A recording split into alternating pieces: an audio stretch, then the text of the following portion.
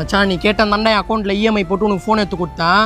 வேற யாரா இருந்தா கண்டிப்பா பண்ணிருக்க மாட்டேன், உனக்கே தெரியும். ஸோ அதனால மாசம் மாசம் கட்ட காசை மட்டும் போட்டு விட்டுரு. டேய் இப்போ என்ன கரெக்டாக தானே காசு கட்டினேன். டேய் அது டவுன் பேமெண்ட்ரா, அதை கட்டினா தான் ஃபோனே கொடுப்பாங்க.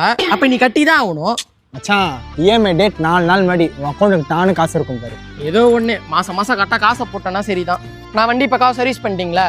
ஆமா எவ்வளோ ஆச்சு? 2800 தம்பி. சரி ஜிபே பண்ணிடுறேன். இது பேலன்ஸ் இல்லையா? 5000 ரூபாய் வச்சிருந்தானே. இவன் ஃபோன் இஎம்ஐக்கு தூக்கிட்டானுங்களா? தேவையில்லாத அவளடா உனக்கு. சி நான் கேஷா கொடுத்துட்றேண்ணா. என்னடா வரும்போது இவ்வளோ டென்ஷன் ஆகிற? இந்த உசேன் பையன் ஃபோன் கேட்டான், நீ அக்கௌண்ட்ல இஎம்ஐ போட்டு ஃபோன் எடுத்து கொடுத்தேன்டா. மாசம் ஆனால் காசும் கட்ட மாட்டான், ஃபோன் பண்ணாலும் எடுக்க மாட்டான். அவங்க வீட்டுக்கு எப்போ போனாலும் வீட்லயும் இருக்க மாட்டான். அதான் அவனை பார்த்து ஓட்டானா அவன்? இவ்வளோ நேரம் இங்கே தான் இருந்தானா? அதை போறான். நில்றா. உசேன் நில்றா. இஎம்ஐ டேட்டுக்கு 4 நாளைக்கு முன்னாடி காசு தரேன், 4 மாசமா தராம இருக்கேடா.